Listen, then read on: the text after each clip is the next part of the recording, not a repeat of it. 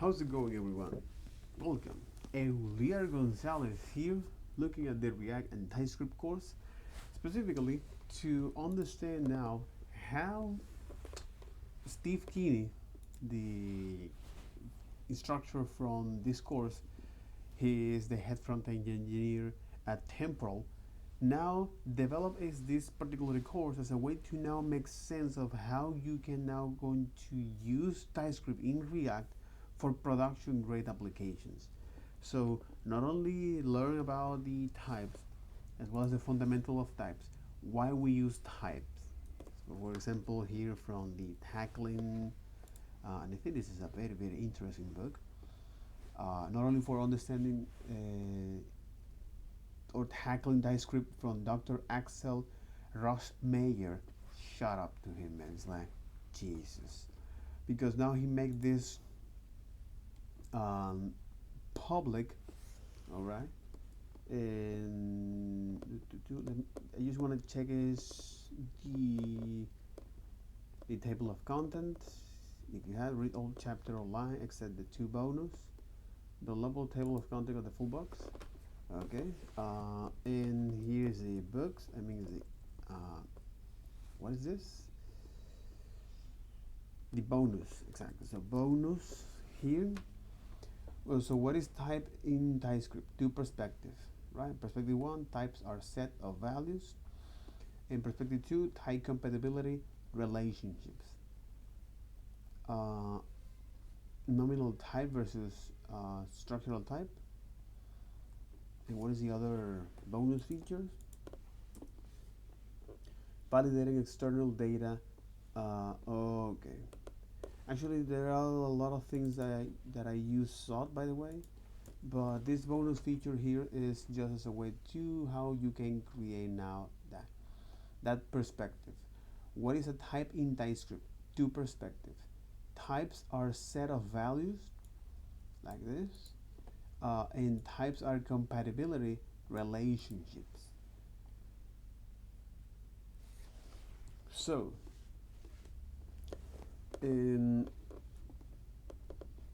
but the whole point of this is to not only be able to understand what types is and describe what it is, how you can fix that, and that kind of things, but also when it comes to actually is understand is the basic building block of the essential of TypeScript, which is what is a TypeScript, what is a type checking, what is this notion in types, as a way to understand and how helpful it is to think in types as two levels, which is the dynamic level, which is on JavaScript. This is when you now assign values, and the static level when you assign is types to this. What is the type annotation, type inference? Most of the time you're gonna rely on that particular mechanism to let TypeScript actually figuring out the shape or the type of that. How you can specify type via type expressions using type. In the two language level here, the dynamic and the static, something that I mentioned before. Type alias as a way to override is the behavior of this particular type. And now how types, arrays, functions, union types, and objects actually plays a roles in JavaScript. So in arrays in JavaScript plays two roles, whether it is an array, which is the same elements in these collections but with where their length varies, and a tuple, which you can have different type of elements inside of that with a fixed length. And I also look at the functions, how you can define these typing functions and using the REST operators, and how now also we look at the union type as a way to indicate that, hey, it might be this or another, you know. And something that I think which is very important, especially when working with objects in types, which is the two that object plays two roles in JavaScript, whether it's a record where you have all, which is a fixed uh, which is a fixed length of properties, where each one of them can have different types, but you know their names, or the dictionaries, where now you have is a uh, where now you have is when you don't know is the name of the property, uh, but their values are on the same types. And I think this is quite important, especially if you're going to combine or work with types. But the TLDR of that is an arbitrary number of property. It's like you have um, an arbitrary number of property whose values are not known, are not known at development time, and all properties have the same types. And this is, again, this is something important, especially as you're starting to work is not only with React but also is on Node.js or applications that are actually using Typescript. How so? Uh, sorry. Uh, as a way to now see how all of these things actually fit together. For example, when you want to now extract some data from another object, specific properties and methods from another properties. Or for example, when you want to extract is in a dynamic nature collections of data, and for example arrays in that data. So this is something that you might use. Again, don't overthink and don't overdo is genetics and types variable, which is genetic is the next thing that we look at this, or the type variables, and genetic types, which is, it is important, it is useful to think your types or TypeScript in this two level language. You have now the values that they can only exist at dynamic level, and the type which they only exist at the static level. So functions are factory of values that exist only on the dynamic level, and their parameters can have any type of values, and they are defined by the parentheses, where now in the TypeScript or the genetics, they are they're factory of types that only exist at the factory of type that only exists at the static level, and their parameters can have any type of values, or the parameters represent these types. And when we describe the types here, which is not only the types in JavaScript, such as the undefined null, boolean number from JavaScript, symbol, string, and objects, but also it comes with its own types. So for example, arrays not technically are types in JavaScript. The type of all values, and etc. You know, but the idea here is to see how you can combine this one. And so far we are just only using is simple examples. Okay, simple examples, and what genetics after all are. Okay, they are factory of types, right? Are factory for types, and their parameters represent is a type. So with this notion, or with this basic notion of TypeScript, that's what we use as a way to now solve, for example, some of this challenge present in here. So for example, because this course is organized in components, and then we look at the API section. First we'll look at how you can now transform your React component into TypeScript using TSX, which is a great thing. And then how you can now is work with types and interface. What is the subtle difference between types and interface? Interface are used when it comes to expose when you want to let a consumer to extend its functionality, whereas a type is mainly used on React components like props and states. Again, if a code base is already using as an interface or a type, go with it. Okay. And then how also can we look at now can we type components, children's using is one of the built-in types from React, as well as the state. And one of the most interesting part of this, it was actually looking at how can we use now our APIs. How can we type our APIs, or how can we use typings to fetch data? Okay. Because here we implement is a very silly example of how can we do that. So for example, this exercise was just to see how you can fetch data from a server and giving a number of quotes. We want is to now send that data to the server, get it back, and then properly render that content as it is. Okay?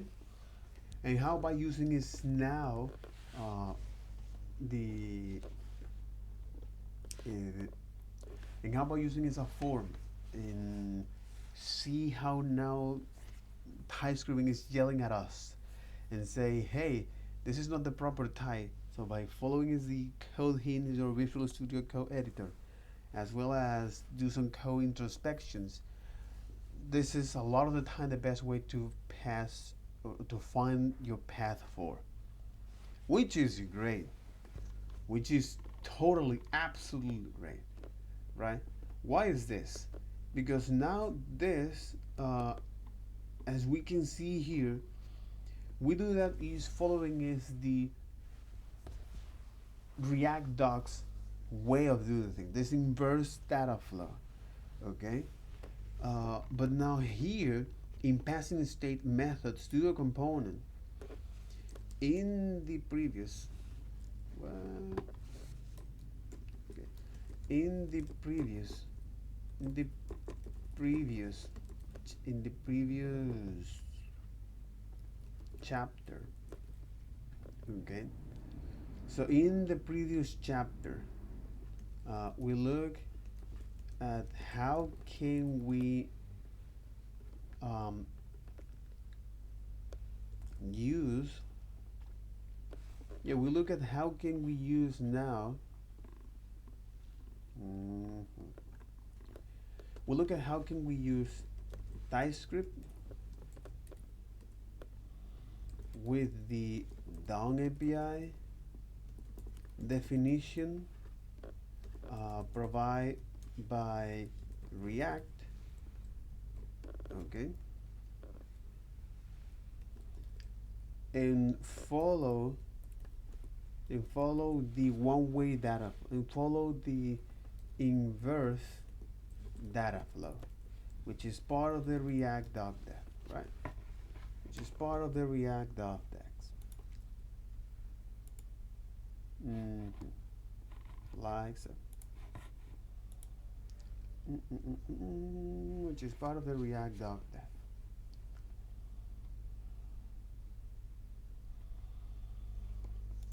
Which is thinking in React, okay? Add inverse data flow, like so, you know.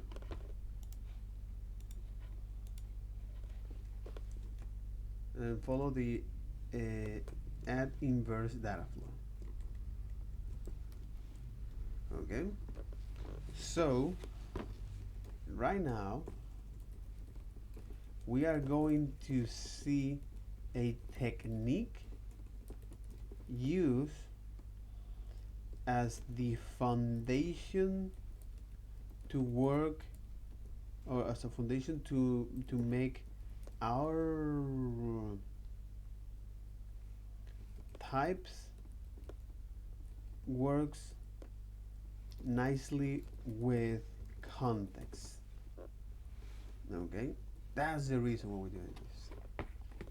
So I did say that pulling count out does cause re-renders. Like I said, at this point, I would probably keep it normally. So follow me along with this code. There you got it. This is the code, right? So far, this is the particular code. There's a warning here as a way to say, hey, I just want you to get rid of use effects, for example. We're going to use that. Or the loading component, for example, right? Or the another use state in the quotes as well. And there you got it. You compile that successfully, which is great. It's great. I want now is to add this particular commit. Okay. Git origin here.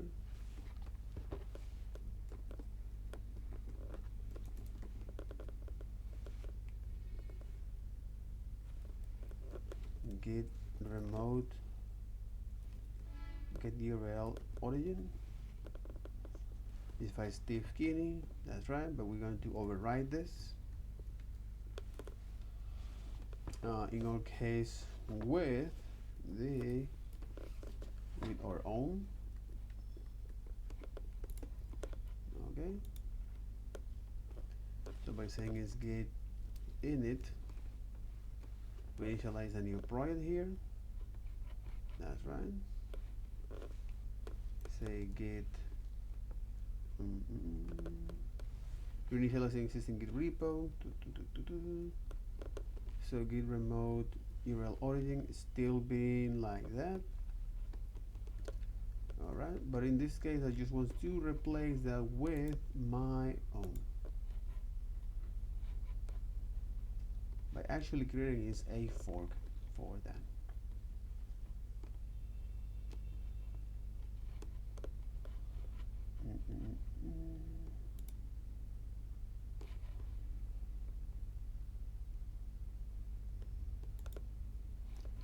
In here this is inspirational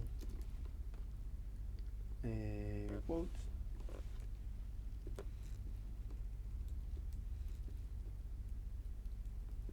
React in Typescript. Okay, so make it public. That's right.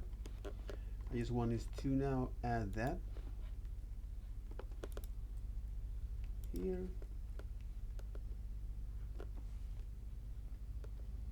Remote origin already exists.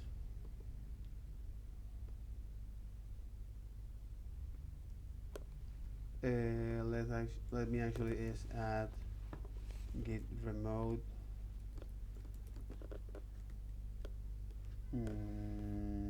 show. I got only origin, so in this case let me actually is add this thing here. Okay, git remote add to push to origin, but origin is not defined here, so it will complain about it because we need to add that git remote add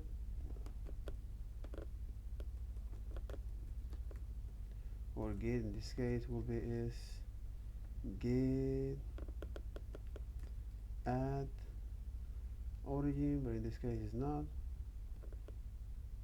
Change URL for a remote, but in this case git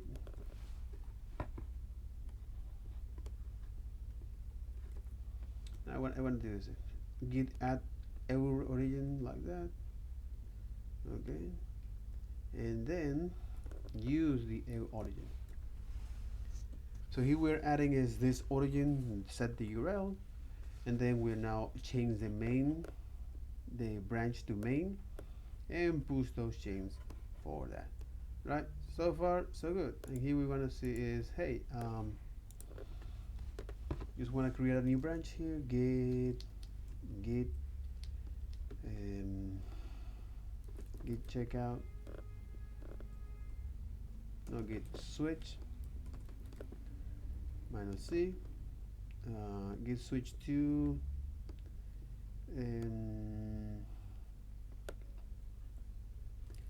feed at inverse flow. All right, like so, which is with this one. All right, add inverse flow, and say git push origin origin to that. All right, there you got it. Quite interesting. Add inverse flow to that.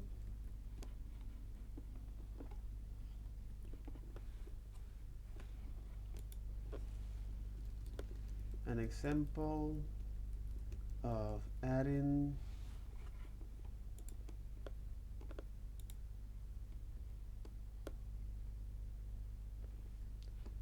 I think is this.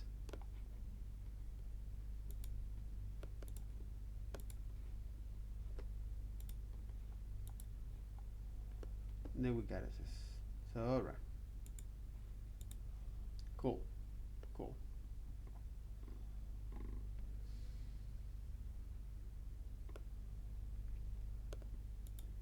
All right, there you got it.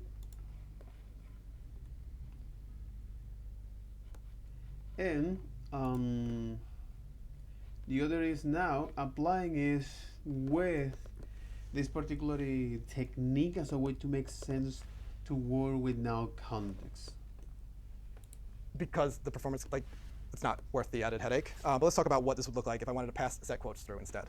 So instead of on submit, we're going to give it just the set quotes function. And again, this is a refactor that I will know is finished when the red squigglies stop. So then we can push the countdown. Countdown. But because it Account, doesn't come from use state. Oh, no duplicates. Cool. We're not using it anymore. We're not even doing these two. What we want is to be able to pass through set count. But what is it? Well, so because now this refactor, okay, because now this refactor, which is git switch to main, that's right.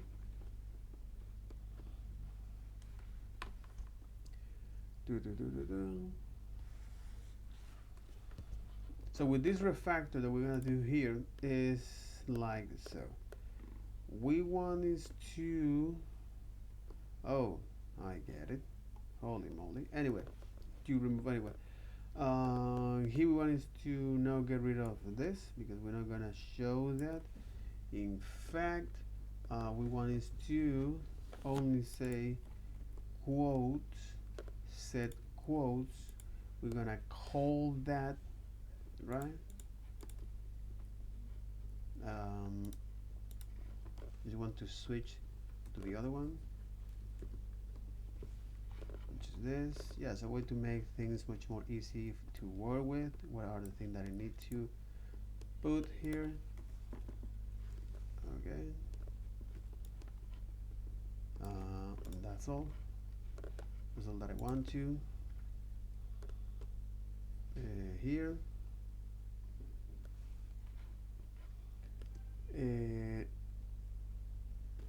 Say git switch to main. All right, there you got it. That's right. This is our template here that we want to show because I don't want to write this over and over and over. That's one of the reasons. You say, hey, what is count? Count is something, is an state that we're going to define inside of our quotes, like this. So we're not going to receive is the count. We're going to see is now putting the count as an state here. So for performance issue is like this is actually something that is not trivial at all. But again, we're gonna do this as a way to understand what is the technique that Steve wants to give us. So defining here an state as 0, we're now Typescript infer that properly, and because now this state actually is returning a yeah, it's returning is a value, and the setter function, which is count, and the set count. All right, we want now to do something like this.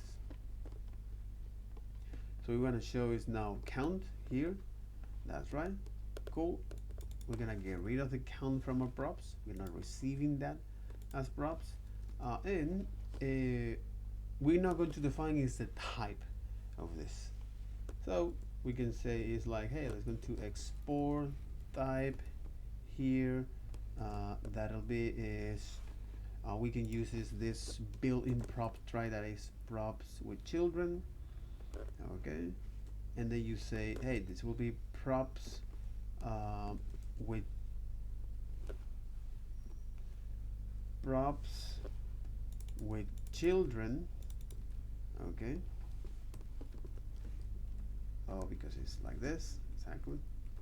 So prop with children, which is a genetic, it means that this is a factory. Okay, as you can see here, in fact, this return is now this intersection, this way of saying, hey, is this and this one. This is a way of how you can now extend property or type from another types, pretty much like inheritance in JavaScript. But in this case, you are now is extend is the type from another type.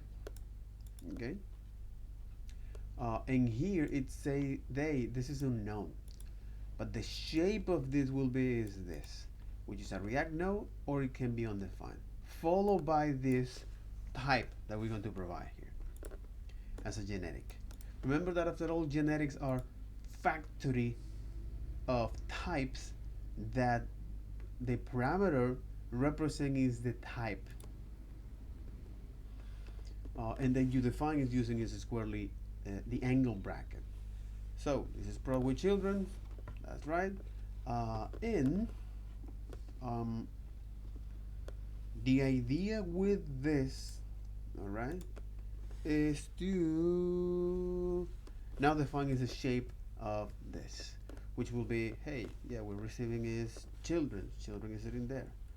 As you can see here, we can say is at once say, hey, props, say, props with children, right? Or you can even is export this type and say this will be now is quotes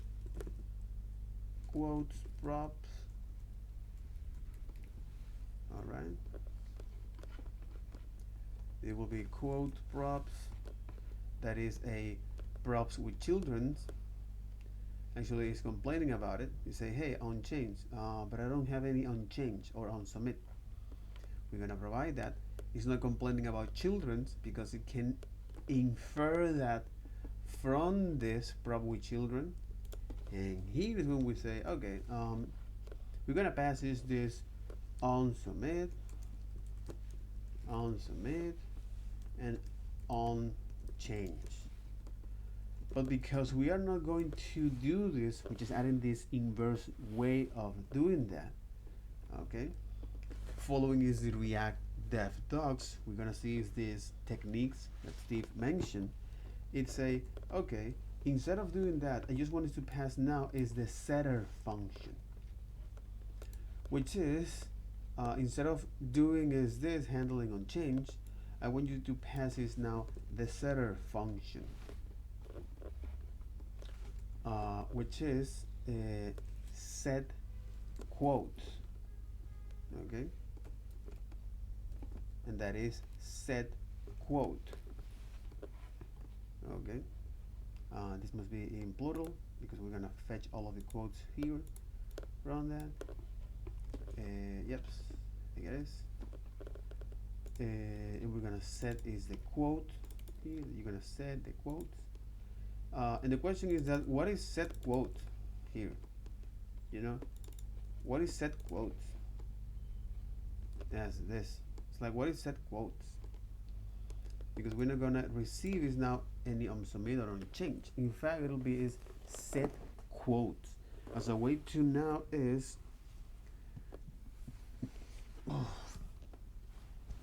trigger this state update here.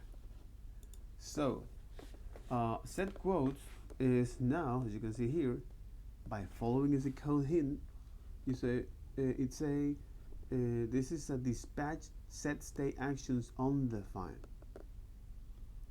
It's like type children undefined and set quote dispatch set state action that come from React is not assignable to type intrinsic attributes in child nodes for that. So as you can see here, slowly telling us what is this particular type. And let me see if this actually can our import that. Update import from exactly. Similar for the set action, import from that. And you say that this is undefined.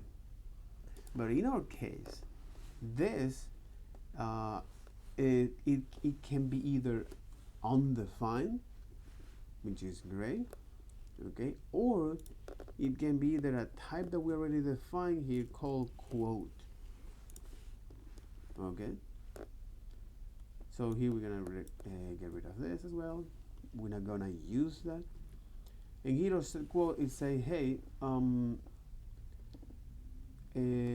this must be is dispatch set actions quote or undefined. And here it say, hey, this must be is quote, which is a type that we're going to inherit. We're gonna import that, or it can be undefined. So now that we're receiving is this quote here, okay, as a way to set that quote, which means that we're gonna trigger this set quote when we load the quote button here, which is here, okay. In fact, we want is to now is pass the current count at that moment. That makes sense? Set quotes here. You might wonder, is this what we really want to do that? You know? Because at the end of the day, we want to set is the quote down there, okay?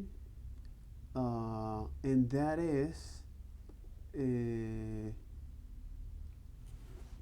in this case, it's not on change. You're gonna set here. You're gonna set count. Oh well, in this case, we need to actually say, hey, because you are going to receive this event, I want you to now trigger is this set count with the target or the current target that you have now as value as number. Okay, so now it actually properly updating that. So the whole point of this is that we want actually is to update our quotes here. So once we click here, we want to call that set quotes to, well, update our quotes, which means that on submit we need to actually perform is that network request. Let's see how that goes here. Right now you're not able to see what I'm doing because again I don't want to receive any flag from this, but what I'm seeing is a course. I mean set quotes rather. How many times do we make them? It's a function, but like what's its signature? Start typing and it'll tell you. Well, the problem is like for when you're defining the arguments, it doesn't have the information yet. It's like, yo, these are the things I'm ready for. It can't like reverse engineer like, and be clear, like I await a future version of TypeScript. Be like, yeah, I can. Right? I saw you use it somewhere else, and this is the one time you gave it something. Like, I'm sure that like I can't wait for that comment to be out of date. But presently, it's true. And so if we look, it is this function which likely takes an array of quotes and returns void, and I could hard code. Oh, of course. I didn't define that like this, because after all is an array of quotes. That's right. Makes sense? Makes sense? And I need to also define that this is an array of quotes. Exactly. That myself, and like that is what I did for years, right? But that's actually like, then if I change it to something else and I refactor, it's like my reinventing the wheel did not serve me. But what I could say is like, this is a very valid type. I can literally just grab this, say this is what kind of function it should be. And that, let's save everything in this case.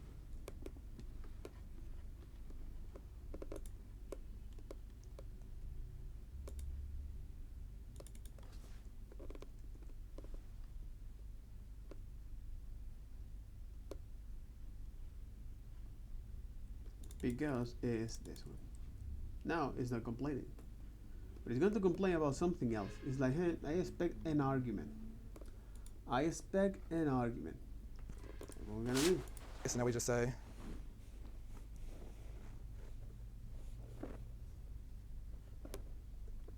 but it's in there where you need to actually fetch that. Totally. But it's because it's in there where you actually need to fetch this. And this is a function that we define here. You know, fetch quotes. It's like fetch quotes. Alright? So fetch quotes, this comes from the applications. And here it say, hey, you're gonna pass this now the count, whatever count you got there. Okay, and since this is a promise, I don't know if you can actually handle async operations like this, for example, by saying it async. Okay, and with that, what we're using is now the await keyword. Okay, and say now that you get that data, or in this case is the response. Okay, which is something that you're gonna get then. I want you to now is, well, set that response dot JSON, or in this case we need to await for this again, where we're gonna get our data. So await for this data, or in other words quotes to make it much more meaningful, and pass down to this. The thing is that it say, hey, this is any and this is any, and I'm expecting that this must have is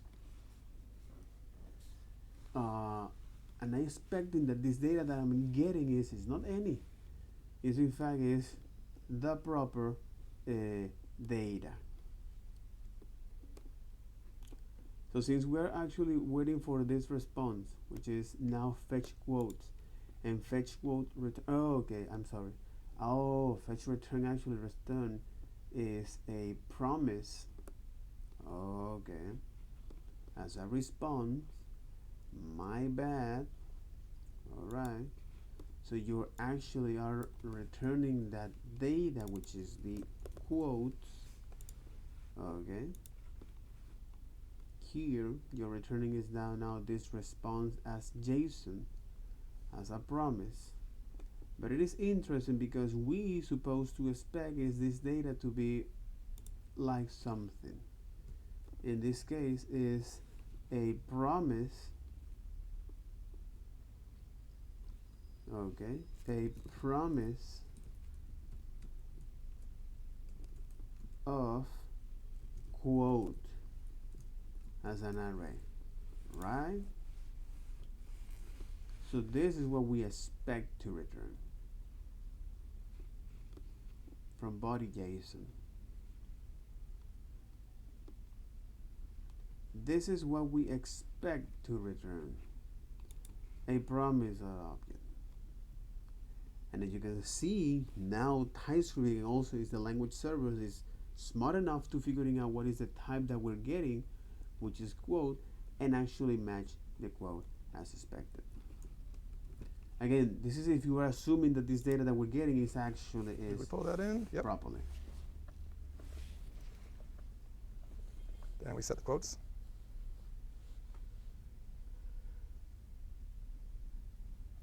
but we didn't define it here.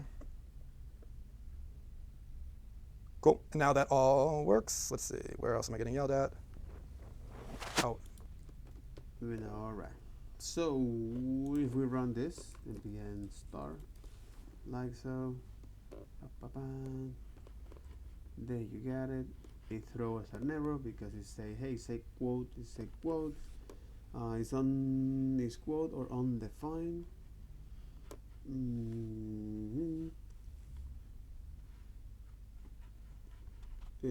That's right. We're not actually calling it this. All right, and set quotes, it say, hey, it can be undefined. And it's not assigned to undefined. Or what we can do is to show the loading, and then when we no, because we need to actually show is the inspiration of quotes. We took that off. That's fine. Enough. Let's actually define that. We'll say. Now it's like I didn't have to go see. Like there's errors and I have not looked at them yet. Cool. Pass that through.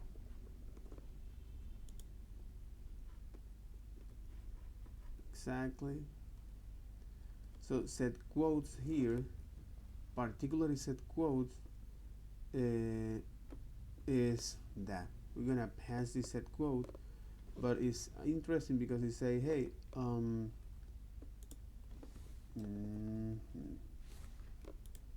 it's because we're passing is initially an empty array. Okay. Initially an empty array.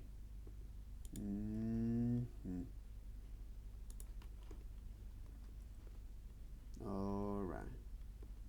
There's some warnings here, like say, hey, you're using this loading, you're using its use effect, and we're not using its use effect. So that's right, we're not using its use effect. And when we want it to actually load the number here, as you can see here, the number of requests here, that's right. It's gonna load 4. And then is, well, kind of loading that as expected. So again, what it's doing is that it's happening, this fetch is at this level, not at the wrapper level.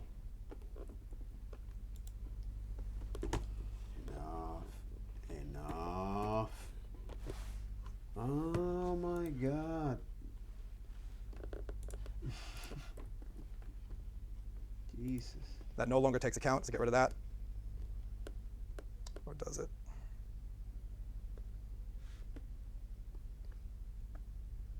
Awesome, no issues found, everything is good. Big reveal.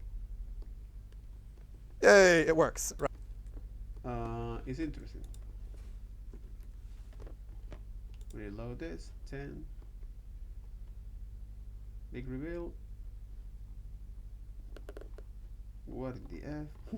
Well, it actually worked like kind of. Right, and so like the refactoring help, and the other part is we brought in basically everything we've talked about so far, and then went for a little bonus run by passing down set count. Like I said, I would probably do it that first way, but I think it's useful to show, 1, the active refactoring, and then 2, if I needed the type for something that I didn't totally know. And the other part is we brought in basically everything we've talked about so far, and then went for a little bonus run by passing down set count.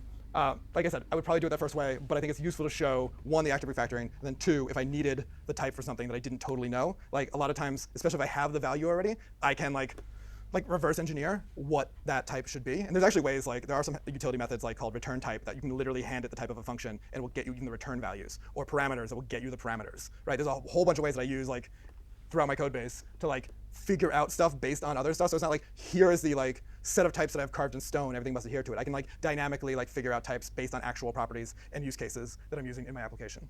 So we have that kind of all in place now, and it works. And like the refactoring becomes a lot easier. If I was doing that normally, I would have to switch back and forth between the browser, look at the next error. But like for me, a lot of times even hovering over some of the stuff, I could see the answer and get a sense of it incredibly easily. This still, like, I will show you why I would probably use like use reducer in this case, because it just becomes simpler. That is true of React in vanilla JavaScript, and it is also especially true because like then there's just one dispatch. It becomes very easy. So, like, I will show you why I would probably use like use reducer in this case, because it just becomes simpler. That is true of React and vanilla JavaScript, and it is also especially true because like then there's just one dispatch. It becomes very easy to pass around and use. They kind of like just to set the roadmap for us kind of going forward a little bit, which is cool. We've now seen how to deal with props. We've seen like how to deal with event handlers. We've seen how to deal with like state from use state. Kind of the next kind of like few hurdles. We've got to do with asynchronous state. The next few hurdles for us are like, okay, how does this work with use reducer? What about the context API? Right, that's a thing that we all tend to use as well. And then we'll see, because the context API has some interesting problems with the time-space continuum, and Interest times. Oh, okay. that we all tend to use as well. And then we'll see, because the context API has some interesting problems with the time-space continuum. Time space continuum. And then we will just look at like, hey, it seems like I'm taking a lot of stuff from the underlying elements, like a form, like an input, and retyping them myself. Like, could I just have some of that like goodness that you were just talking about, where we can like use some amount of like dynamically like figure out types based on actual properties and use cases that I'm using in my application. So we have that kind of all in place now, and it works. And like the refactoring becomes a lot easier. If I was doing that normally, I would have to switch back and forth between the browser, look at the next error. But like for me, a lot of times even hovering over called return type, that you can literally hand it the type of a function and it will get you even the return values, or parameters that will get you the parameters. Right? There's a whole bunch of ways that I use like throughout my code base to like figure out stuff based on other stuff. So it's not like here is the like set of types that I've carved in stone, everything must adhere to it. I can like dynamically like figure out types based on actual properties and use cases that I'm using in my application. So we have that kind of all in place. And there's actually ways, like there are some utility methods like called return type, that you can literally hand it the type of a function and it will get you even the return values, or parameters that will get you the parameters. Right? There's a whole bunch of ways that I use like throughout my code base to like figure out stuff based on other stuff. So it's not like here is the like set of types that I've carved in stone, everything must adhere to it. I can like dynamically like figure out types based on actual properties and use cases that I'm using in my application. So we have that kind of all in place now, and it works. And like the refactoring becomes a lot easier. If I was doing that normally, I would have to switch back and forth between the browser, look at the next error. But like for And this is quite interesting. Quite interesting. Especially when you take a look now at this piece of code. Where here you are assuming, because most of the time is this bouncing between the data that you're getting from the server and that kind of thing, you know?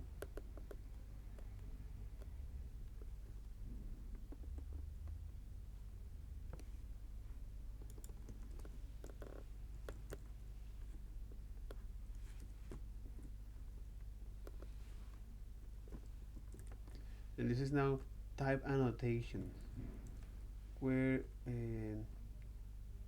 quote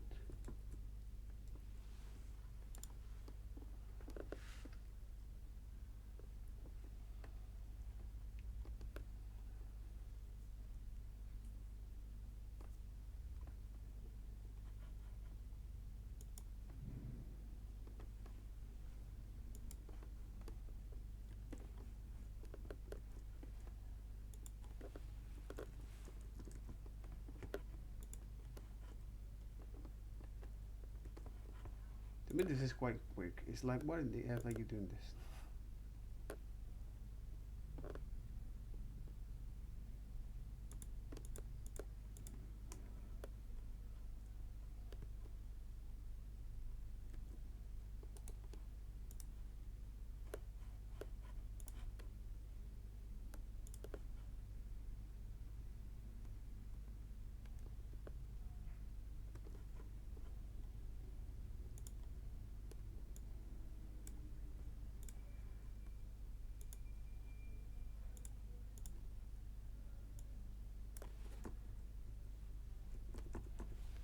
Oh, it's like I'm adding an extra layer here.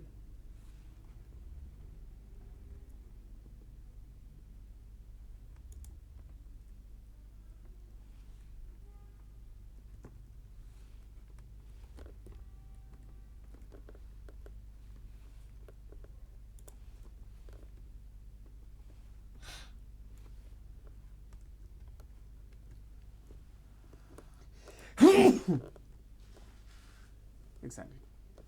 It's because we were adding in some layout that is not properly. And the inspiration of quotes actually is make use of that.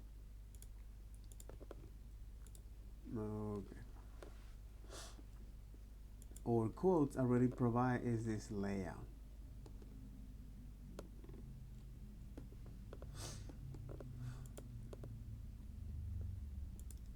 Exactly. It's because quote is providing this particular layout, which is so far so good. Okay. Quite understandable. Totally, totally, absolutely. So, so. There you got it. Okay, it's actually showing all of this element properly. I'm not sure if you can exactly. You can see that it's actually showing this element properly. All right. So far, so good. Okay, I'm gonna click this. But we're seeing is this particular Me, a lot of times way. I've been hovering over some of that stuff. I could see the answer and get a sense of it. Very easy to pass around and use. They kind of like just to set the roadmap for us kind of going forward a little bit, which is cool. We've now seen how to deal with props. We've seen like how to deal with event handlers.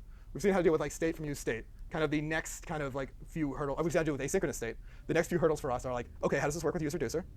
What about the context API? Right, that's a thing that we all tend to use as well. And then we'll see, because the context API has some interesting problems with the time-space continuum. Mm-hmm.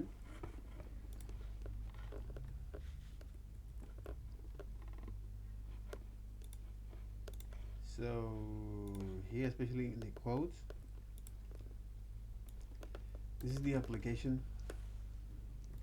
So application logic here, application TSX, which is this, and then on the quote dot TSX, which is this. All right.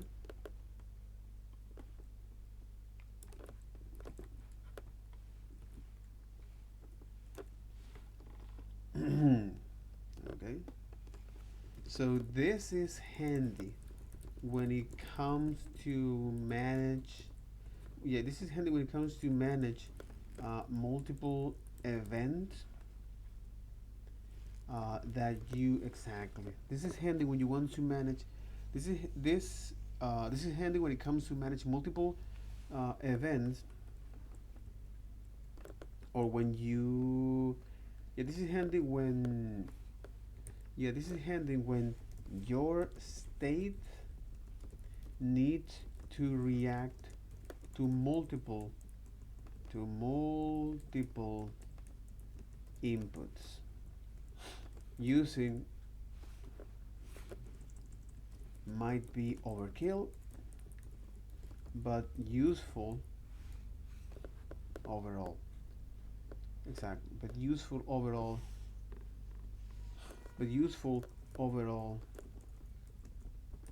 Especially with the reducer. So this batch here, with especially with context, which now provides this space continuity. And that we all tend to use as well. And then we'll see, because the context API has some interesting problems with the time-space continuum. Because context has some interesting problems with time space continuum. Okay. Jesus.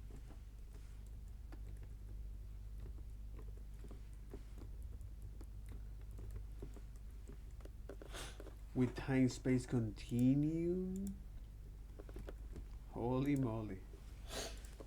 And then we will just look at like, hey, it seems like I'm taking a lot of stuff from the underlying elements, like a form, like an input, and retyping them myself. Like, could I just have some of that like goodness that you were just talking about, where we can like use some amount of like dynamic typing to figure stuff out? Absolutely. And so we'll talk about that as well. All right. This is handy when your state needs to react. We talked about use state. The other way to manage, like the other. It might be overkill. Yeah, it is. But useful as well. Look, layout, like so. Typing reducer, you got it. Typing and refactor. Oh, and here's when it comes to the typing and refactoring. Okay, there you got it. Here we go. Typing and refactoring. And there's several sections here. Typing reducers. So typing reducers. Okay. typing reducers. Reducer with explicit any, and here we go. Here, this is when things started to get interesting here. Oh yeah, it is. Reducer with explicit any. Reducers with explicit any. Okay. Adding types to reducer actions is like adding types to reducer actions. Adding types to reducer actions. And if you remember, after all, these reducers, okay, after all, these reducers actions are par, okay, after all, these reducer actions are part of the way of how you can make your state update logic maintainable using this reducer function. Adding type to reducer actions and creating actions for color reducers. I think we're gonna let me see.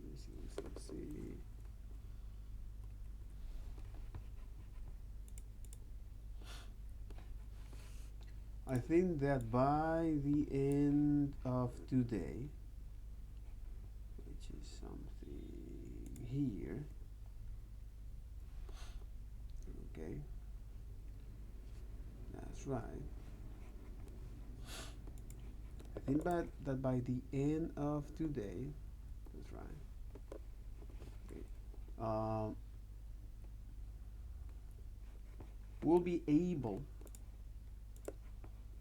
We will be able is to actually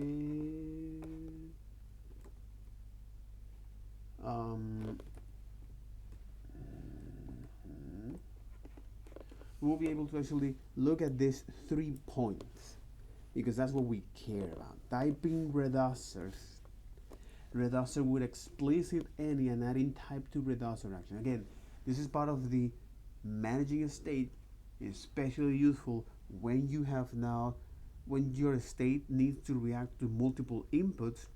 So keep your state update logic consist with reducer is where it comes handy. And not only that, but also when it comes to actually pass down data to distinct components and how you can use the context API for that. Let's get into this, my friend. Let's get into this. Built-in way to manage state we talked about use state. The other way to manage, like the other built-in way to manage state in a React application is use reducer. And as I alluded to several times, use state is just an abstraction of a use reducer. So we can argue that there is really one way. I'm not here to argue today. But how is that different? And I will tell you a story before we get into this, which is originally I was going to start on a new app, and then I was going to let you implement it in the counter that we were working on before. And I think I alluded to this earlier. When I was just building out the example first and with a bunch of any types, and then I was like, oh, watch me fix it, right? Or setting up for you to go fix it, and I was trying to test to make sure it actually worked before you fix the types. I was like, why doesn't this work? And I was throwing console logs in places, and I was like, what's even going on? And then I realized that I had made a small little mistake that caused me, that wouldn't have happened if I was using TypeScript, and thereby realized that, this is, I'll use that as the example, and then I'll kind of send you on the way with the original one that I was going to show in a brand new app, which will be fun for everyone involved. But let's do the simplest version first. So use reducer, if you've ever used Redux or even seen it, it's the same. Use reducer is like Redux light, right? So no middleware, no dev tools, not everything, not all the batteries kind of included, particularly Redux Toolkit now existing. It's not necessarily, but it's a nice, easy, light version. I will a lot of times reach for it. If I have to put 1 use state in a component, fine. 2? Okay. 5? No. At that point, it's a great way to say a thing happened, especially if I have use state in a component, fine. It's not necessarily, but it's a nice, easy, light version. I will a lot of times reach for it. If I have to put 1 use state in a component, fine. 2? Okay. 5? No. At that point, it's a great way to say a thing happened, especially if I have to coordinate, oh, changing this should then change this other thing. I will at that point say this thing happened, right, and have some logic that is easily testable to make sure that the end result comes out, right? And so when things get a little bit more complicated for you, then use state makes it easy. Then I'll go grab use reducer. Now talking to some people during the break, I know that not everyone has used this, so let's look at the world's simplest version. And so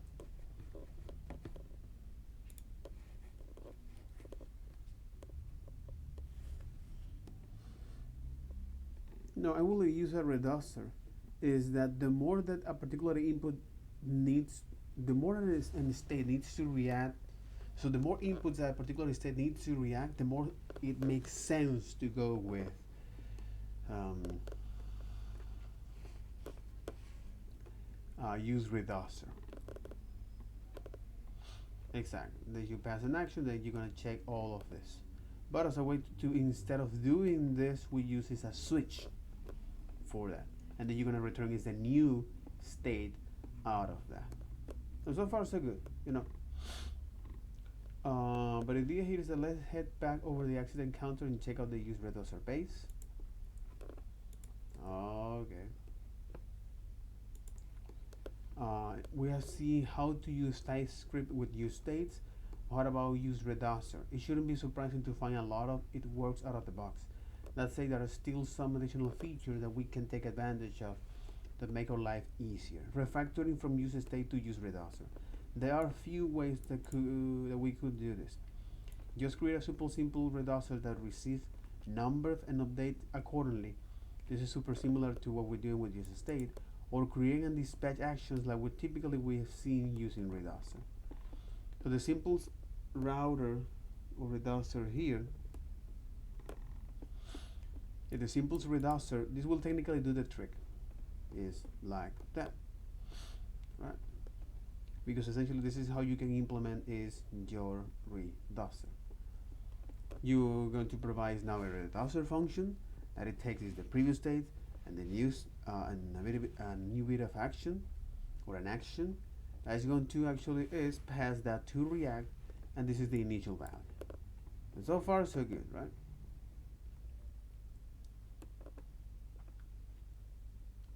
And then say, hey,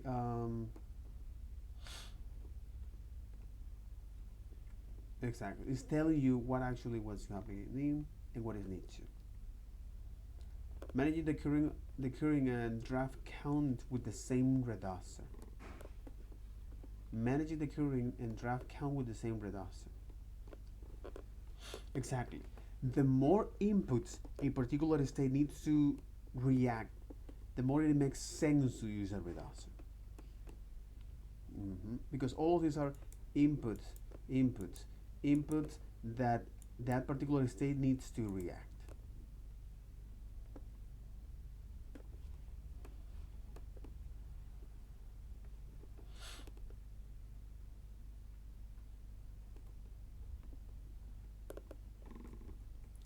So, all right. You got it. World's simplest version, which I will pull in. Yeah. Right now you're not seeing what I'm seeing, which is this one, which is this one. Exactly. And we're gonna use now this one, the accident counter. All right. Cool.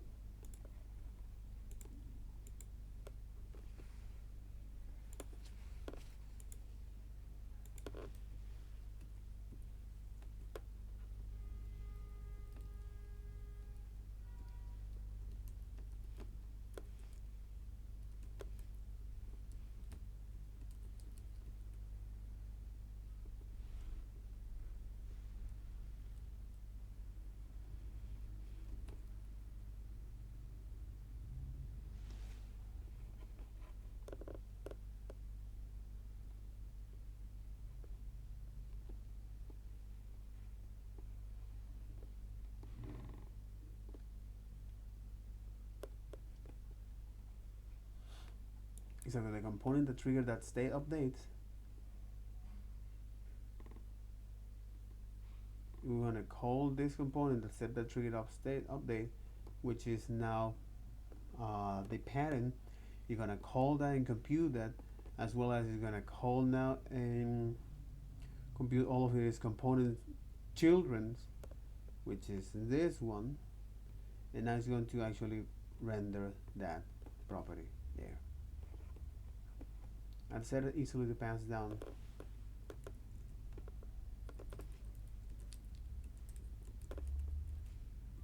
reducer and context.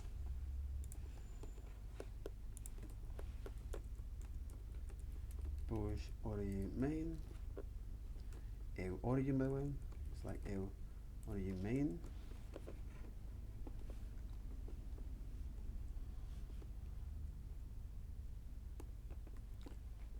And there you got it.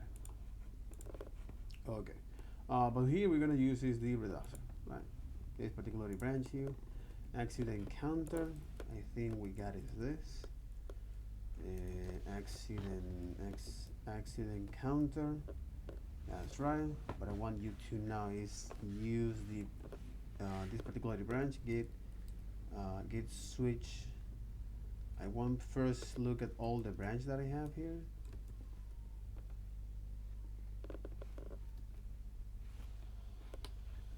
Use reducer. Use the reducer refactor. Okay. There you got it. And say get switch to remote origin use reducer.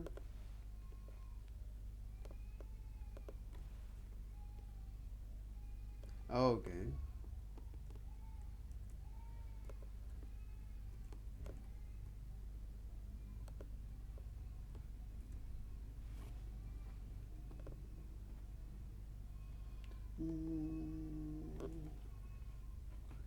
That's quite interesting. Into the app in a second, is basically what useState is under the hood, right? Like simplified a little bit. But the way to think about a reducer, it is simply a JavaScript function, right? That takes two arguments: the current state of the world, a thing that happened. It takes those things into the function, and it returns the new state of the world, right? Now, there's a lot of things that we do, but the world's simplest version is this current state of the world is that there's a count. The new thing that happened is that now there's a new number.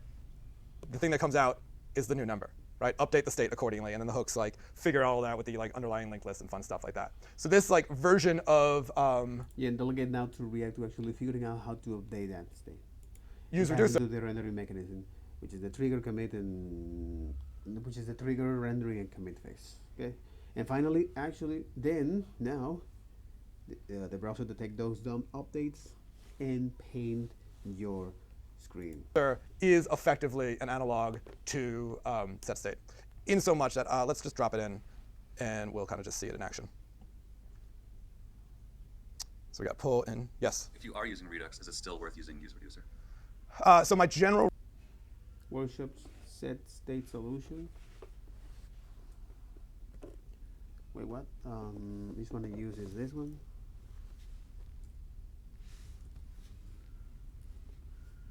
Switch to use reducer, exactly. Avoiding change. What change, bro? Lol. This is bounding box. This is holy moly.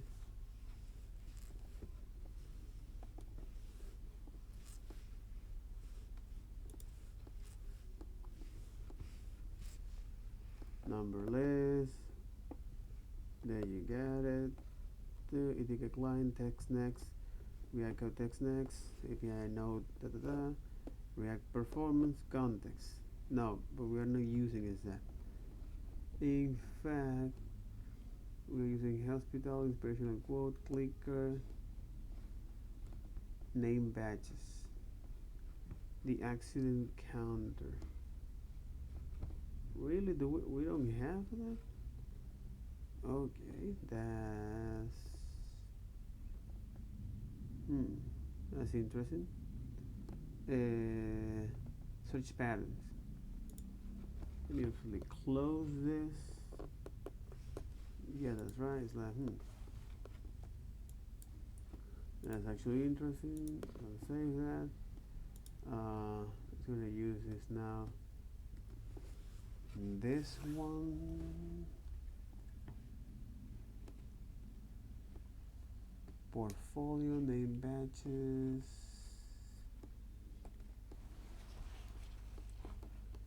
Etiquette client, bounding box, expression quotes, clicker, Codesmith, Redux,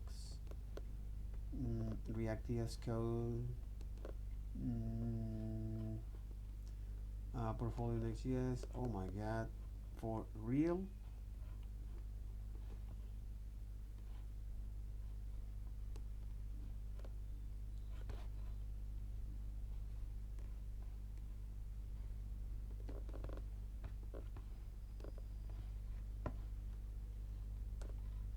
Application is this one. Open up here. Okay.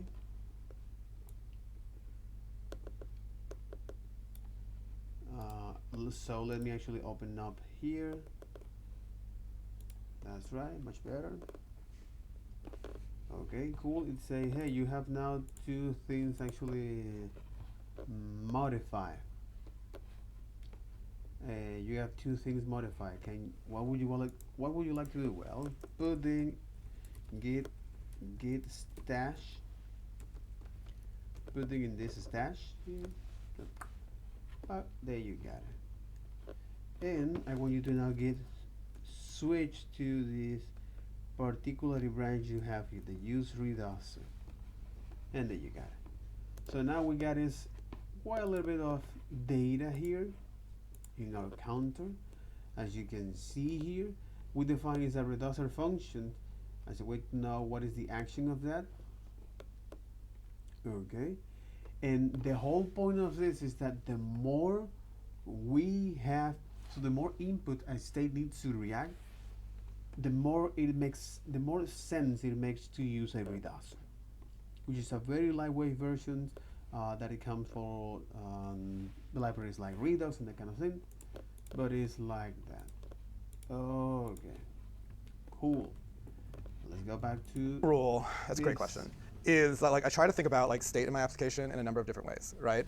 So for instance, there's like the true like data application state, right? Which is like, you know, what blog posts or whatever. What are the things that I have loaded in my application? You know, what is the editing state? Then there's a bunch of state like that I think about, either like view layer state or like I call ephemeral state, which is kind of like, hey, is this like accordion open or close?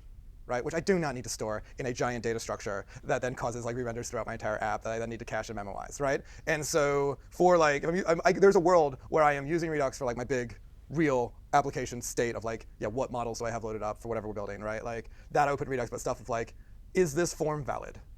Right? Like that's really just on that view layer thing, right? And like I might still use a use reduce for that. Because like a form, like checking to see if all the values in the form, like that's probably 7, 8, 10, 15 use states. Oh yeah, that's still not necessarily worth keeping that form that hasn't been saved in the store, right? So I will still use it in that kind of like middle ground of not necessarily worthy of being in the Redux store, getting a little ridiculous to do in use state, right? Middle ground of not necessarily worthy of being in the Redux store, getting a little ridiculous to do in use state, right? But this one is ridiculous because it is effectively like it's use state, but I had to write application in a number of different ways, right? So for instance, there's like the true like data application state, right? Which is like, you know, what blog posts or whatever. What are the things that I have loaded in my application? You know, what is the editing state? Then there's a bunch of state like that I think about, either like view layer state or like I call ephemeral state, which is kind of like, hey, is this like accordion open or close? Right, which I do not need to store in a giant data structure that then causes like re-renders throughout my entire app that I then need to cache and memoize, right? And so for like, there's a world where I am using Redux for like my big real application state of like, yeah, what models do I have loaded up for whatever we're building, right? Like that open Redux, but stuff of like, is this form valid, right? Like that's really just on that view layer thing, right? And like I might still use a use reduce for that, because like a form, like checking to see if all the values in the form, like that's probably 7, 8, 10, 15 use states. Oh yeah, that's still not necessarily worth keeping that form that hasn't been saved in the store, right? So I will still use it in that kind of like middle ground of not necessarily worthy of being in the Redux store, getting a little ridiculous to do in use state, right? But this one is ridiculous because it is effectively like it's use state, but I had to write my own implementation of use state first. But it's, you know, kind of make the point about TypeScript first, and then we'll then do it to a more real example with use reducer. So, you know, this just being a JavaScript function, right? In fact, if I wanted to, unlike use state, you take this. I mean, you could do it with as function callbacks in use state as well. This is just a JavaScript function. It can go in a file somewhere else. I can write up a bunch of unit tests, pass a bunch of stuff in, look at the return values, so on and so forth, right? And as you can see, it automatically knows we're returning a number. I could be explicit about that if I wanted to, right? And that way I can't accidentally return the wrong thing. And so we say use reducer. We pass it this function that has a return value of a number, and that means it's a number, right? And just to kind of show you the way this works under the hood, I don't know, reducer state. Mark will have to remind me to delete this. So we have this, and we say,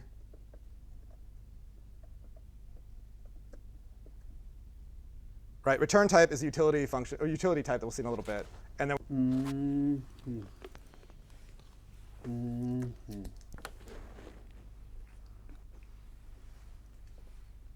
we're grabbing the type of this reducer function. So type of reducer, as you can see, is takes two numbers, returns a number.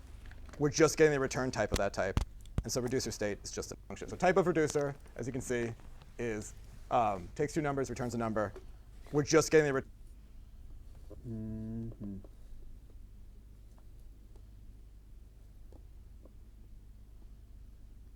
which is a genetic.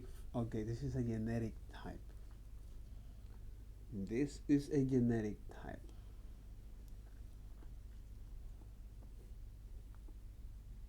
return type of that type. And so reducer state is just a number, right? And so it is using that mechanism to figure out what count should be. And then set count is react.dispatch number. So someone asked in the chat earlier, like, is there an easier way than like react.dispatch and then open angle brackets, react.setState, and then number? Like this, right? Especially if you pull in dispatch. Let's pull it in from React. I wonder if it automatically updates here. Yeah, it's just dispatch number now, right? So that's a lot easier to pass through than all that other ceremony with like set state and all that other things. So like this is an easy type to just call out, and we'll actually do that in a little bit as well in the secondary app. And so it is simpler to pass around. It is, you have to hold its hand a little bit more, but especially when the complexity of like, oh, I have multiple values. Like the next app that we're going to build is like a color palette. So you've got like hex codes and RGB values, and like you can change the RGB and it'll change the hex code, right? There's enough that like wiring all that together. But there's a super powerful pattern, Redux aside, of like the state of the world, a thing happened. Figure it out inside this function and let me know what happens, right? Whether you use Redux or whether you use reducer, like the pattern itself also just works when you're writing just regular JavaScript functionality, and it's super powerful. And so we've got that in place, and so that is, we can see that basically all the types in React behave like they did with setState, which is not surprising given the fact that I have repeatedly mentioned that setState is an abstraction over useReducer, so we shouldn't be totally surprised. But that is some of the like mechanism of how it works. Now, this is a ridiculous reducer. That said, there are versions of this that I have written before, right? Like I could, for instance, have a setState for or useState for first name, a useState for last name, and then like when both of those change, listen to the other one. Or I could have a reducer that has an object that has first name and last name, takes them both and spits out a full name, right? Like stuff along those lines when either parts of those change, right? The moment you are like deriving state, reducers aren't bad. Okay, so as you can see, like this all kind of works. Like set count works as expected. Like if you don't believe it's use state, but I had to write my own implementation of it in a number of different ways, right? So for instance, there's like the true like data application state, right? Which is like what blog posts or whatever. What are the things that I have loaded in my application? What is the editing state? Then there's a bunch of state like that I think about either like view layer state or like I call ephemeral state, which is kind of like, hey, is this like accordion open or close? Right? Which I do not need to store in a giant data structure that then causes like re-renders throughout my entire app that I then need to cache and memoize, right? And so for like, there's a world where I am using Redux for like my big real application state of like, what models do I have loaded up for whatever we're building, right? Like that I would put in Redux, but stuff of like, is this form valid, right? Like that's really just on that view layer thing, right? And like I might still use a use reduce for that because like a form, like checking to see if all the values in the form, like that's probably 7, 8, 10, 15 use states. The TLDR of that, man, because you talk a lot. You talk a lot of shit. You talk a lot of shit. Is that typing reducer? The more input a state needs to react. Okay. The more input a state needs to react, the more it makes sense. Yep. the more input a state needs to react, the more it makes sense to use a reducer. Just on that view layer thing, right? And like I might still use a use reduce for that because like a form, yeah, functionality, and it's super powerful. So as you can see here, we got this utility function that is say, hey, this will be the type of the reducer. So I think this is quite interesting. Exactly. So for example here, when he described is that, and then he defined is now the state here, and then he say, hey, export type of that reducer, the reducer state, that'll be, this is a utility function which is the return type of the type of, so give me the type of this reducer. Very convenient because now you say, hey, this is now the count and the draft. So it actually get you the shape of this. And as you can see here, this is batch, we just say this is any, all right? And now you got draft, count, and count, which is a number, but it doesn't recognize this, like so. What you can do now is to tell and indicate that this is the type reducer, which is a reducer type. It say, hey, implicit has an any type.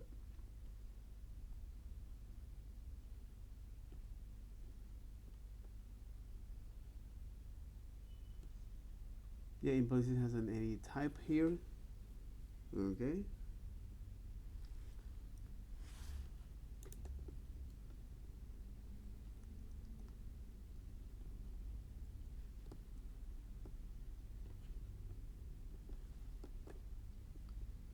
So now this is the initial state, and then action, which is, it can be initial state or undefined, followed by the initial state, which is this. And you say, hey, this is the draft count, which say this is any, and it's not, it can be either a string or a number.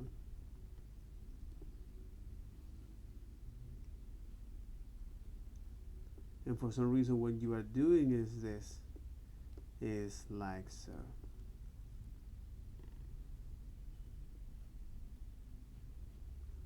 So now this simple function is going to return is that count number, draft count, any.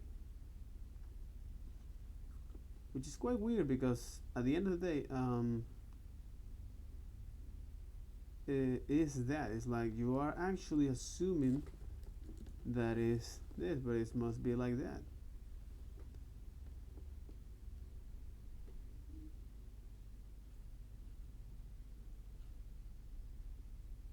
Reducer implicitly has any because it does not have any type annotation, and it is referring directly or indirectly on its initializer.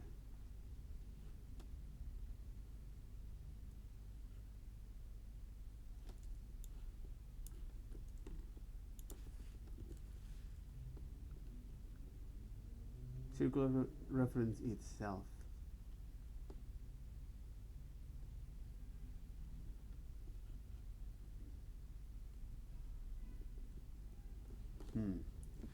Let's keep moving. Let's keep looking. And so we've got that in place. And so that is, we can see that basically all the types in React behave like should, at this point, it actually should take a number and returns void. Cool.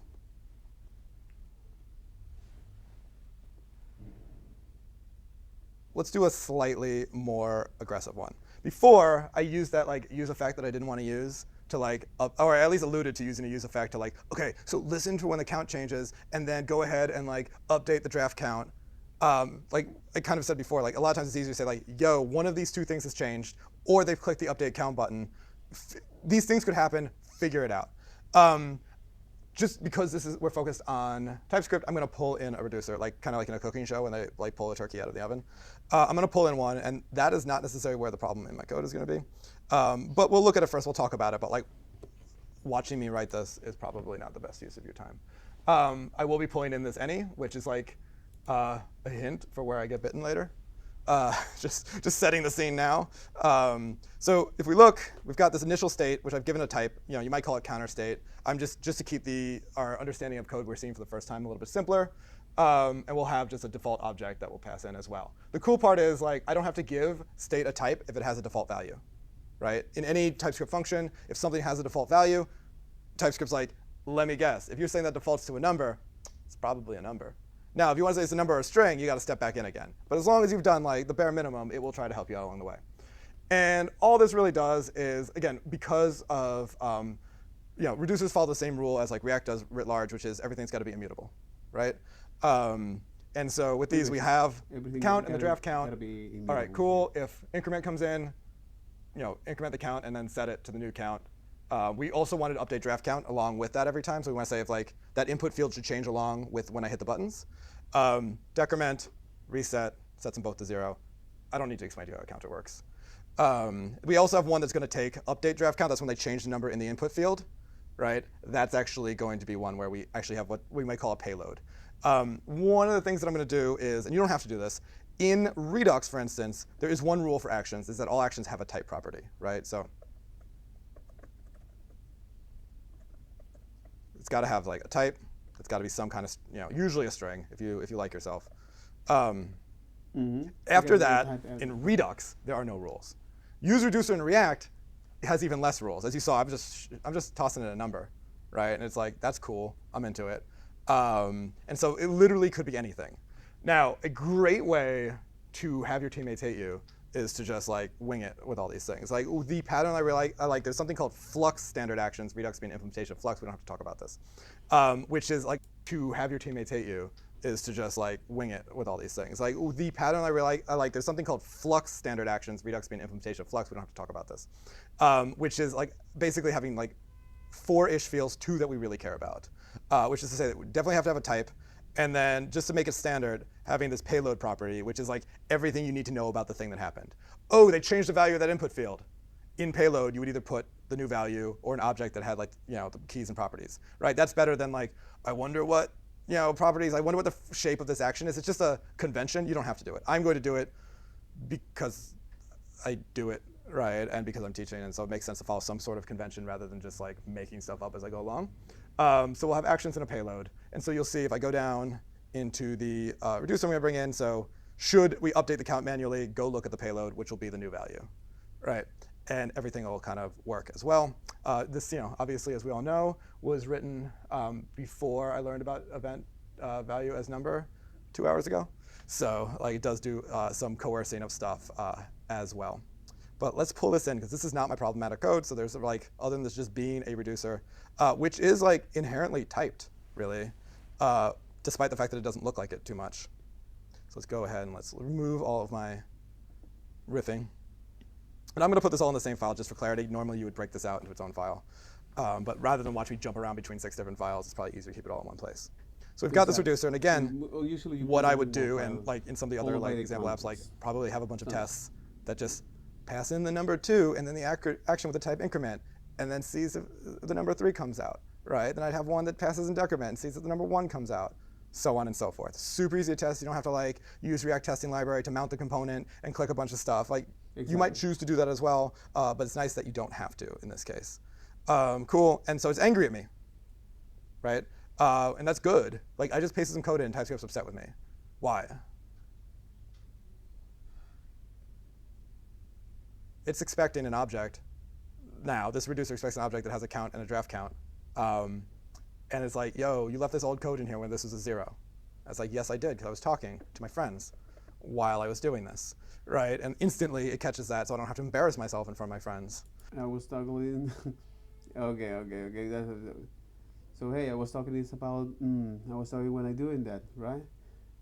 But now, luckily, I'm not gonna be embarrassing from my friends. It catches that, so I don't have to embarrass myself in front of my friends. and sit here like flailing wildly. So that's good. Embarrassing. So now we've got this, and we can see automatically it's set to count and draft count. That draft count is any, and that was on purpose as I was setting you up to change stuff. But again, got bitten by it, so I'm telling you the story of how that happened to me. And then set count. Oh wow, set count is now any. Right now, weirdly, hypothetically, if we change this to a number for a moment.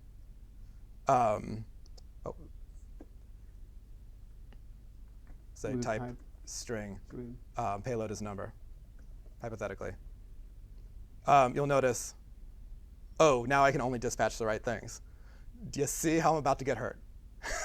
Right? Do you see what's about to happen to me here? You'll notice, oh, now I can only dispatch the right things. Do you see how I'm about to get hurt? You see how you go. You'll see how you're gonna about to get hurt. Right? Do you see what's about to happen to me here? One any threw away all of the type safety of what came out of my reduce and what I could dispatch to it. And as we learn about some of the other really nice stuff that Typescript gives me when I follow the rules and use reducer, we're going to see how the damage is much worse than even we're probably thinking of right now. So we've got that in place. I've got that any in there. And so, I was going about my business. I can go in here. Obviously, these are all bogus now. So what I can do is I can dispatch. Dispatch. No. We want to call this. I was making a point that it was like set count, but let's actually do the thing now. We'll dispatch.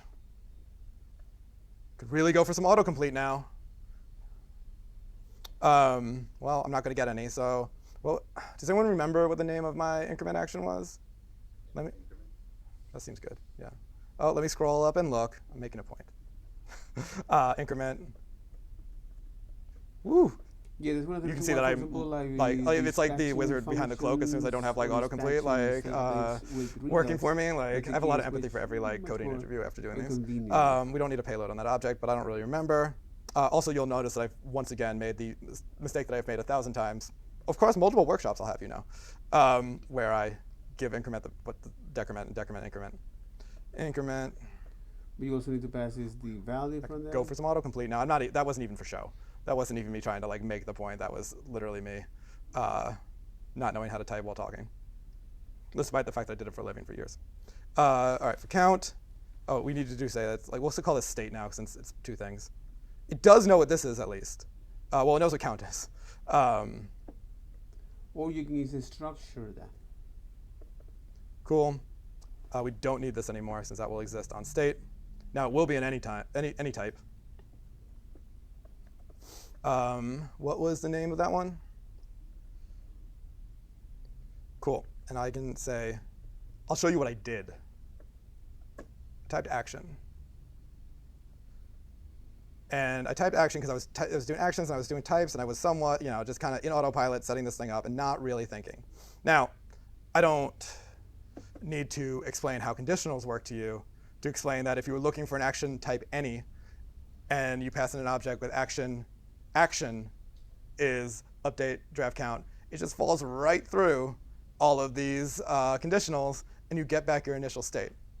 And then you hit a button repeatedly and nothing happens, right? Because you don't even get an error. The code works. It's just, on a very nuanced version of what works is. That's where you use a switch. We could take the event target value, so on and so forth.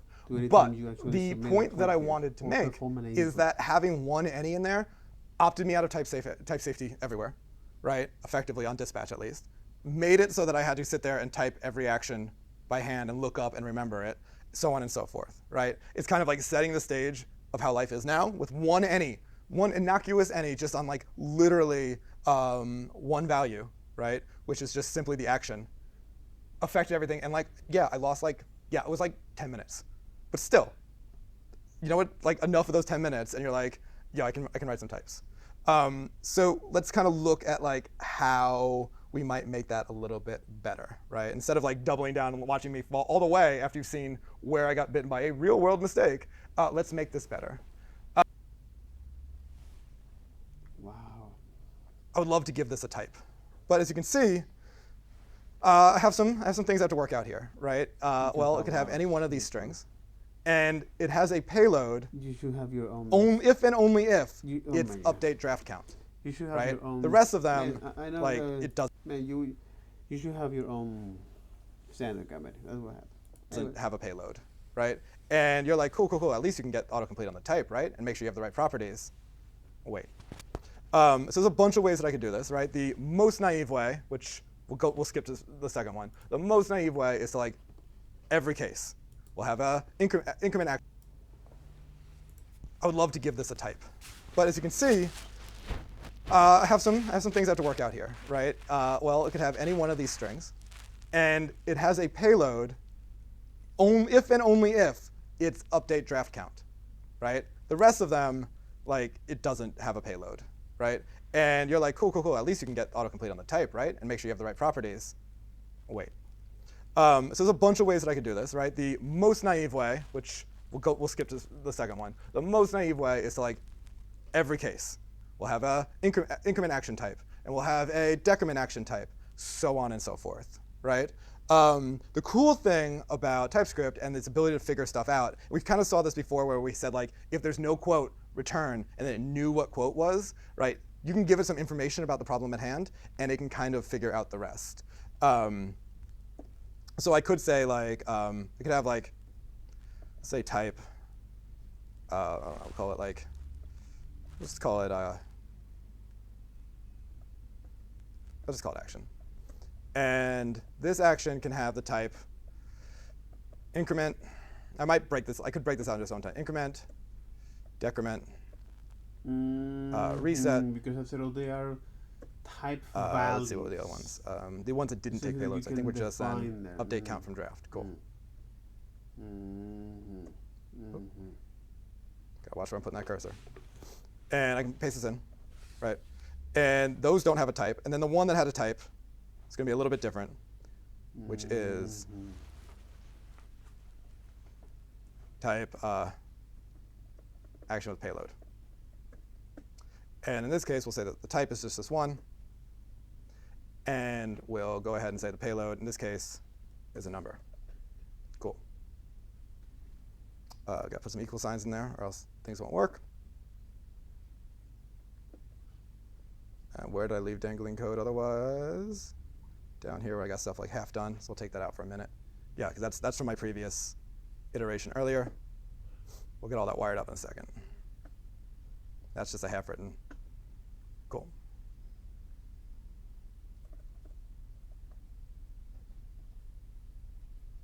We'll pull that back in. And what I want to show you is a few things. I was going to rewrite this one, for instance. Let's take out the body of it so I can use it again. Action.type, yeah. Let's actually pull out all these for a moment. Oh, I didn't replace the any, so let's do both. We'll say that this is now either one of these actions. Either way of action or that action with the payload. And like, if you look at like some of the like Redux, for instance, has like abstractions to like figure this all out. If you use like their create action in Redux Toolkit, like it'll automatically like type stuff for you. But now let's look what happens. In my reducer, as I'm writing out this logic, I go action equals or action type. You can see a new type equals. Oh, look at this, because I've misspelled things before and it falls through, right? I can do like increment. Cool, and then we'll say like we'll paste that in, and then check this out. Action.type equals equals equals. You know what's not on that list? Increment. You know why it's not on that list? Because I already returned from that. So it's not an option anymore, right? Cool. And so you can imagine now, as I bring these all back in, and I say if action.type, it's got nothing for me, right? Because at this point, action.type is never. Because you handled all the cases it could possibly be, right? And then, if I go in here and I want to dispatch an action, cool, I get type immediately. I get all the values. But like, let's say I use increment, and I want to put a payload in. It's like, no, because that's not one of the ones that takes a payload. Or more importantly, let's say that I want the one that takes a payload, and I forget that it takes a payload. It's like, yo, you can't do that one, right? And so the amount of just like mental Go space that you do not need to reserve for keeping track of that complexity is just handled for you, right? Because the union type Just putting all of this action there action payload is like is cool if related to if this capacity. first part matches, then it matches the fact that it has no payload, right? Moving on, if it matches this one, then it has to have a payload of a number. So like TypeScript kind of like does some algebra to like figure this all out for you. And of all the possible combinations, right, it is not a combination where you have increment and a payload, and there's not a combination where you have update draft count and not a payload, right? So as you go to use it, if you're saying that it is the union of these two types, then you get the fact that it will figure that out based on the information that it has, right? And that's kind of like above and beyond like, is my number a number, right? Where you start to like tap into a lot of the like power here as well, right? And everything's kind of like keeping track. And so some of those silly Learning mistakes that you keeping might track is make, that provides right? And it's you one of those a ones, if you way have not to- made that thing to make already, your you state update definitely logic will. And I think the other really cool maintainable thing and is easy to then also understand by like one of the putting all criticisms actions. of reducers, and particularly like, popular with the criticism of like Redux, was that there was a lot of boilerplate, right? To stop yourself from mistyping an action, what people used to do is const increment. 'Cause this is the best use of my time at my salary level, right? And then, because if you misspell a variable name, JavaScript yells at you. But now you can't misspell this. I mean, you can, but you will immediately know, right? And so a lot of the extra work is solved for you as well, right? And like having autocomplete when just using dispatch, like either A, Yes. like removes like Values the of need in a types. lot of cases for simple cases for action creators. I still like them because you can do a thing where it's like, hey, automatically type the action for me based on stuff, right? Like I'll show you an example if we get a second later where there is create action in Redux toolkit that's like, hey, just give me a function about how like what arguments it takes and like what it spits out, and I'll give you the type for the action immediately. But a lot of cool stuff. But like some of the power, one, saves you in code you're going to type anyway to make your like reducer safe. But then also like I have made the mistake of like mistyping a case. The other kind of example, and I'm going to see if I have one like written up, or yeah, we can. No, I got to write it myself. But like I'll do a simplified version. So we'll comment this out for a second. And I could theoretically get away without the return state since all cases are handled, if it was if else. But I'll show you where this also becomes powerful. We all know that the best practice in switch statements is to have a default case, right? So if we do switch action type, we'll do case. Oh, I love this, right? And like, I don't know. We'll just return the initial state each one so I don't have to like remember how to add numbers. Decrement. So we do, yeah, return the state. As I'm off script, so we'll find out together.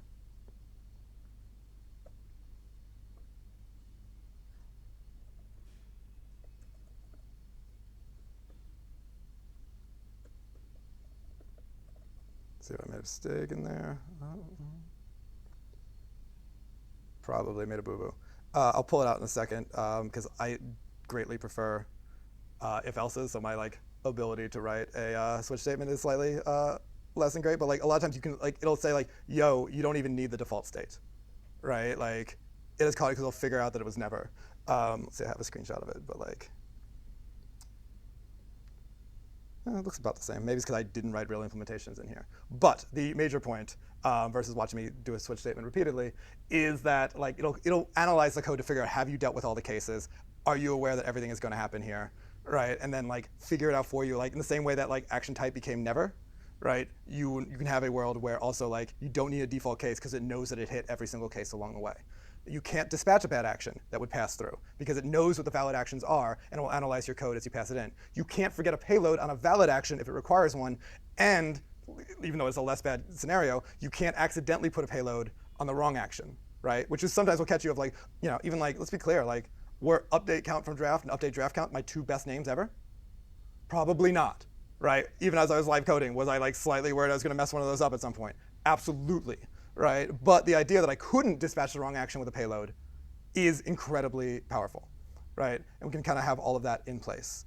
So let me put back my if-elses because I like them more, honestly. And I'm not rewriting that code.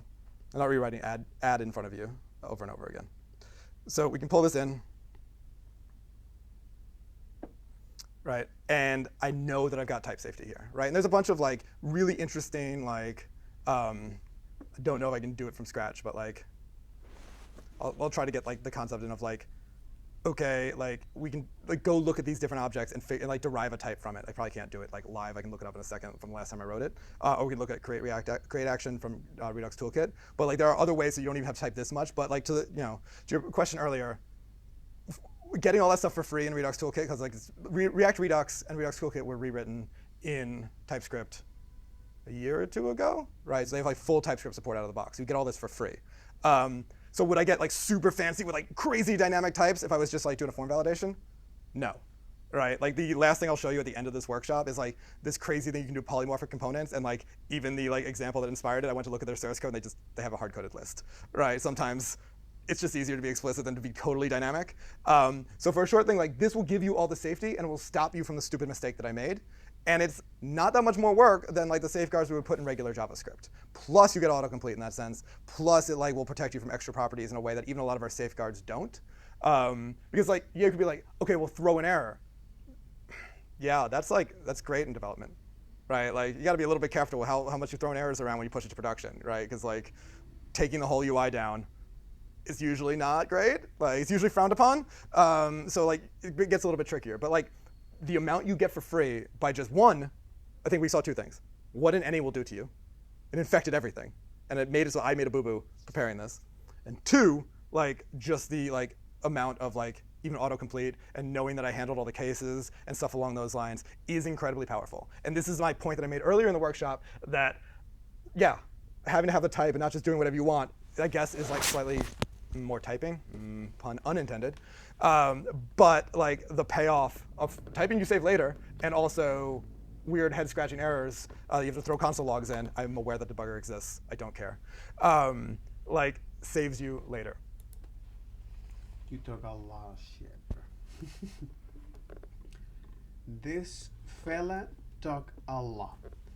Only to discuss that, especially with typing reducer. Reducer will explicit any and adding type to reducer. How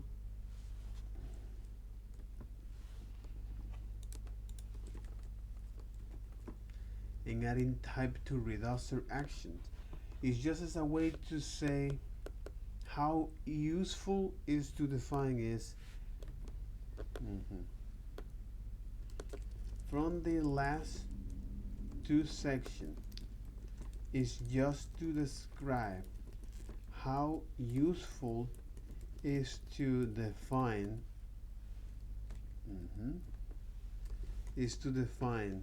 a set of types values like enum, all right, or in a type as a way to now have much more fine control and while reacting to several inputs in a state using a reducer. That's all, man. That's the entire gibberish that this fella actually did. And that is by putting it now here, for example, is here by defining is the type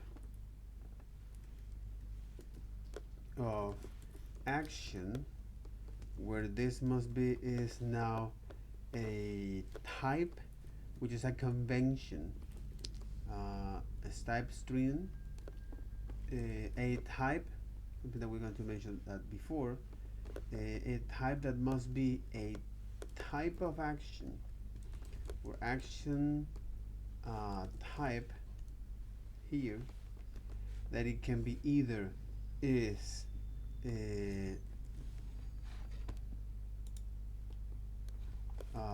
they can be either is the action, okay, the action, where now it can be one of these values, whether you have a type which is now increment and that kind of thing, whether it's increment or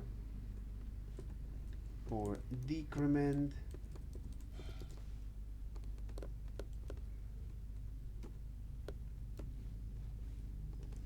or exactly increment, decrement, or all of the other state that I don't remember, reset, update that. So it can be as reset or update that draft count.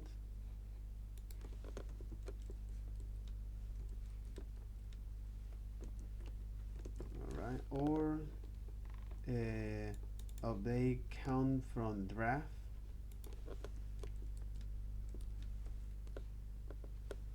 Okay, and now this action with payload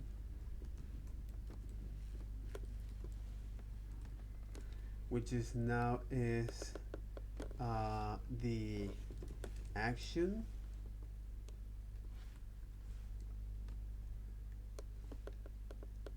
which is now the action. Okay, and we can use this and, or we can use this now that.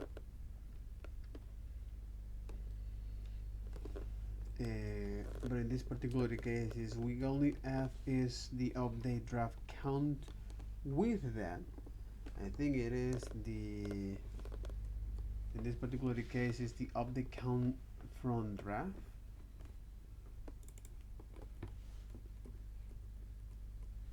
Okay, so you say now this is the type that exclusively must be this value, and this must contain is payload as a string, right? Or as a number in this case. So the whole point of this is that now in here, in your action, you can define as a union type. It can be an action or an action with payload, and they will help you to autocorrect that.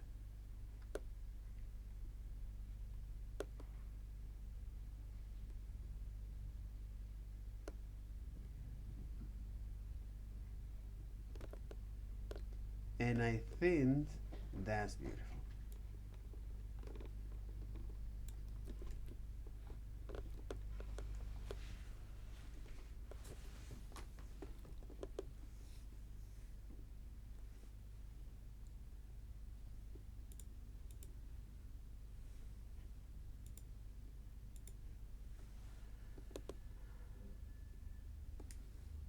Again, this is a lightweight version of using this. And with that, that'll be all for this video. Take care. Bye bye.